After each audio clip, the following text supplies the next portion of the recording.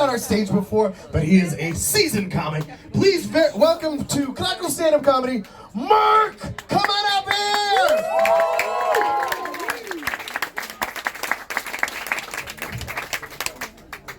Actually, my name is RanDoM. Mark is just something I have to have on a fucking government list. So it's getting pretty serious with my girlfriend, and a lot of people say that question, have you met her father yet? Be wary of her father. And I thought, I've met her father. It wasn't that intimidating. Meeting her husband was more awkward. That's a true story. That's fucking sad. I just walked in off the street and I saw this. I'm a comic from New York.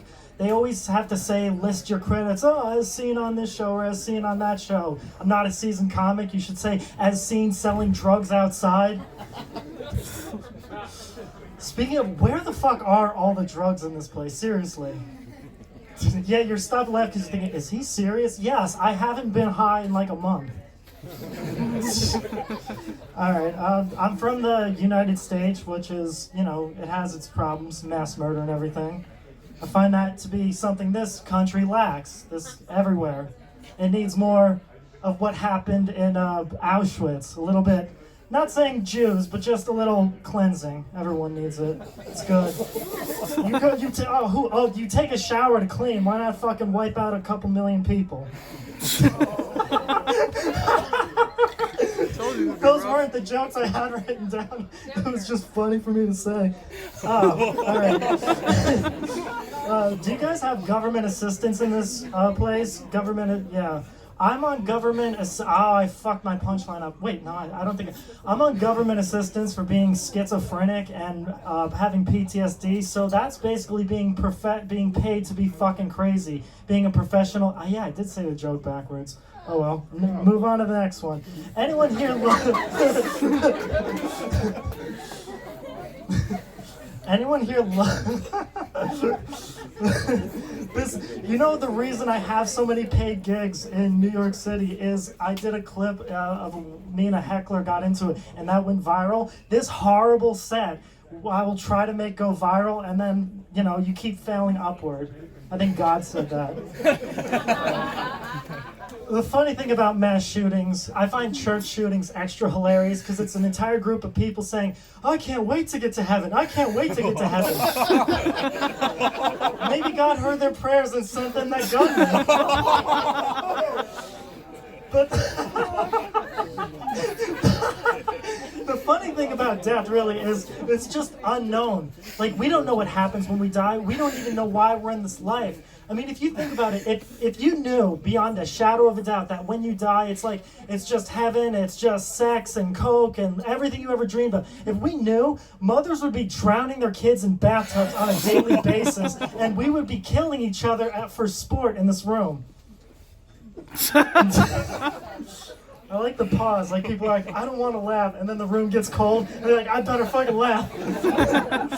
I don't know if you know, in the United States, we had a thing where people think our election, it might have been hacked or something.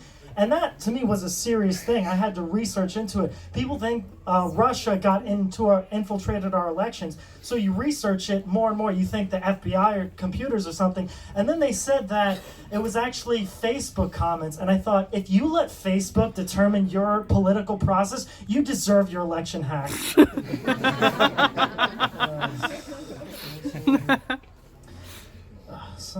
Do you guys know who Jeffrey Epstein is? Yeah. All right. Pro-pedophilia. That's one of those cases where I feel like if we found out like every politician in the world was just committing pedophilia on a daily basis, nothing would change. It's not like these people would be overthrown. It's not like they'd be pushed out of government. It's worked in media and religion, and no one seems to give a fuck. That was more of just my political statement. I want to be one of those comics that actually stands for something instead of just, you know, what I'm doing right now. So, I had a lot of things about saying 109 countries and how the fucking... this is really, I'm not a comic, I'm a magician, and I'm about to divide this room. Watch this. Ready? The internet taught us a lot. I think as men and women, we learned a lot about each other through the internet. Like, I don't think women knew how many, like, sexual fetishes men had. And they're like, oh, I'm starting to see it now. And for men, I don't think we knew how much women wouldn't shut the fuck up about every issue. Yeah, right there. The men that are with their girlfriends or girls they're trying to fuck are like, I wouldn't laugh at that. No, that's a horrible thing to say. And the guys who are like big dick Iron Thor right here is like, yeah, that was fucking funny. And the women are like, I hate you. They didn't know where I was on the line, and I'm like, I don't give a fuck. And then they're like, fuck that. I feel like women lowered the bar for comedy. If this was a room of guys, I could be talking about Hitler doing some fucking, like, he was just a boy band and Stalin should be praised more, or Pol Pot, or fucking Donald Trump doesn't have it in him to be a genocide leader. He's a fucking pussy. And all the guys would be like, oh, it's fucking great. But the fact that there's estrogen in the room, everyone's like, oh, it's all fucking tense and shit. I'm in Krakow. I've made it this far. I wanted to actually start by saying, hey, what's up, Warsaw? Just to piss everyone off.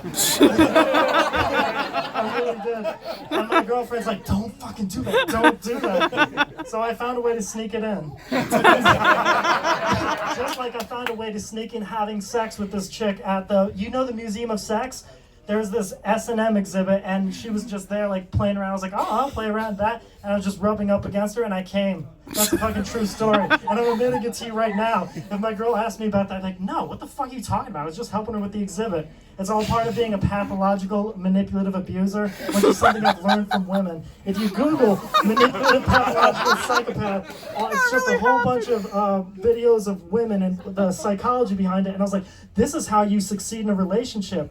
A marriage isn't two people who love each other and it's healthy and you build each other up. A marriage is about enabling everyone else's delusions of, no, you're not a fucking alcoholic, you're just good at parties. And for my gonna-be wife, it's not just, no, you're not a fucking horribly mentally ill comic who wants to go on a killing spree. You have a message that will say something. Yeah. None of these are written down. I wrote out my set list today, and this is just, I have like 20 seconds left. Crowd work, someone shout something out. All right, there are no real mass shootings. Is it just not an access to guns? Like, do you guys really, like, anyone here want to go on a killing spree? If you're being honest with yourself, be real honest. You, the only black person in the room, would you exterminate all white people if you could? Why? You don't think it'd be fun? Shake up your life a little? All right. Who would exterminate all black people? He laughs, so it's okay, you can laugh. Fuck this one. All right, I'll get off strong. Life is all predetermined. We have no idea what happens when we die. We're all controlled by our genetics, and nothing is real. Be love and nice to everyone. It's random.